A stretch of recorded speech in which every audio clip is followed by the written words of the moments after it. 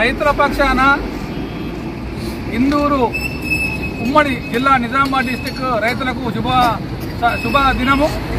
ఎందుకంటే గత ఎలక్షన్లలో ఎంపీ ఎలక్షన్లో ఇచ్చిన మాట ప్రకారం నరేంద్ర మోదీ గారు ఉమ్మడి నిజామాబాద్ జిల్లా రైతులకు పసుపోడును ఏర్పాటు చేసి మనకు కానుక ఇచ్చారు.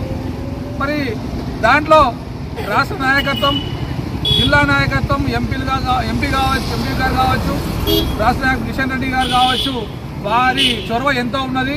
మరి రైతుల పక్షాన ఇలా ఒక పసుపు పండించే రైతుకు ఎన్ని కష్టాలు ఉంటాయనేది రైతు పరంగా అందరికీ తెలిసిన విషయం. అది కూడా నరేంద్ర మోడీకి తెలిసిన విషయం. కాబట్టి ఇలా రైతు కొరకు పసుపు బోర్డును నిజామాబాద్ జిల్లాకి ఇవ్వడం జరిగింది. అయితే పసుపు బోర్డు ఇవ్వడం వల్ల ఎన్ని లాభాలు రైతులకు ఉంటాయనంటే, పసుపును రేటు మనమే నిర్ణయించుకోవచ్చు. ఏదైతే ఆర్మూరు పట్టణ రైతులు కావచ్చు, అక్కడ ఉన్న గ్రామాల రైతులు కావచ్చు, వాళ్ళు పసుపును మహారాష్ట్ర సాంగ్లీకి తీసుకెళ్ళి అక్కడైతే బిజినెస్ దారులు కావచ్చు, అక్కడ ఉన్న దళారులు కావచ్చు, అక్కడ పోయిన తర్వాత వాళ్ళు ఇష్టం వచ్చిన రేటును వాళ్ళు నిర్ణయించిన రేటుకే అమ్ముకొని రావాల్సి వచ్చేది. ఇప్పుడు అలా కాకుండా మన బోర్డు మనకు వచ్చింది కాబట్టి మనమే రైతు దగ్గర మనమే నిర్ణయం చేసుకునే అవకాశం దక్కింది. మళ్ళీ కృత్రిమ పరికరాలు ఇచ్చే అవకాశం దక్కింది.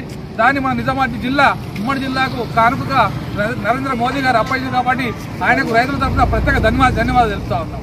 ఇంకో విషయం ఏమంటే, మరి గతంలో మొన్న 15 రోజుల క్రితం నరేంద్ర మోడీ గారు సంవత్సరానికి 6,000 చొప్పున రైతుల ఖాతాలో డబ్బులు జమ చేసేవారు. అది రైతులు అడగకుండానే మొన్న 10,000 రూపాయలు ప్రకటించిన ఘనత ఇలా భారతీయ జనతా పార్టీది. అదే నరేంద్ర మోదీ గారు అని చెప్పగలుగుతా ఉన్నారు. ఎందుకంటే ఇక్కడ ఉన్న రాష్ట్ర ప్రభుత్వం, కాంగ్రెస్ ప్రభుత్వం ఎలక్షన్లో ఇచ్చిన మాట ప్రకారం రైతు భరోసా ఇస్తాం అని చెప్పి ఇప్పటికీ మూడు సార్లు మోసం చేసిన ఘనత ఇలా కాంగ్రెస్ పార్టీ ప్రభుత్వానికి రాష్ట్రంలో. 7,000 ఒక సీజన్కి 7,500 కోట్లు అవుతే ఆ 14,000, 15,000, 16,500 కోట్లు రుణమాఫీ అని చెప్పేసి రుణమాఫీకి బదిలీ చేసి రైతు భరోసాను కాళ్ళ కింద పెట్టి కాళ్ళతో తొక్కేసిన పరిస్థితి ఇలా కాంగ్రెస్ ప్రభుత్వాన్ని. నేను అడుగుతా ఉన్నా, ఇలా కాంగ్రెస్ నాయకులకు రుణమాఫీ అన్నారు, రైతు భరోసా అన్నారు. ఒక దిక్కు వ్యవసాయ శాఖ మంత్రి ఒకటి చెప్తాడు, సీఎం గారు ఒకటి చెప్తాడు, మాటకు మాట పొందడం లేదు.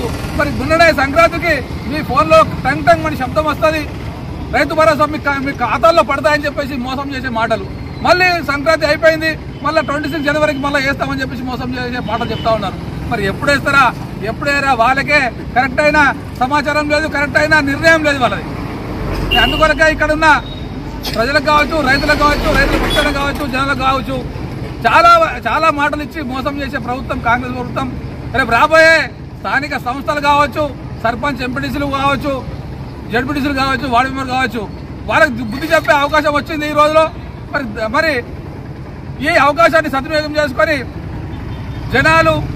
ప్రజలు కాంగ్రెస్ పార్టీ కార్యకర్తలకు ఓటేయకుండా రాబోయే ఎలక్షన్లో భారతీయ జనతా పార్టీ కార్యకర్తలకు ఓటు ఇవ్వని గెలిపిస్తే రేపు మీ యొక్క ఆశలను పోరాడి కాంగ్రెస్ ప్రభుత్వం మెడలు వంచి పోరాడి సాధించుకునే అవకాశాలు ఉంటాయి. కాబట్టి ఇది మనం అందరం కూడా కలిసి పోరాడే తత్వాన్ని మనం నిర్ణయం చేసుకోవాలని కోరుతూ మరి అవకాశం ఇచ్చిన అందరికీ నమస్కారం.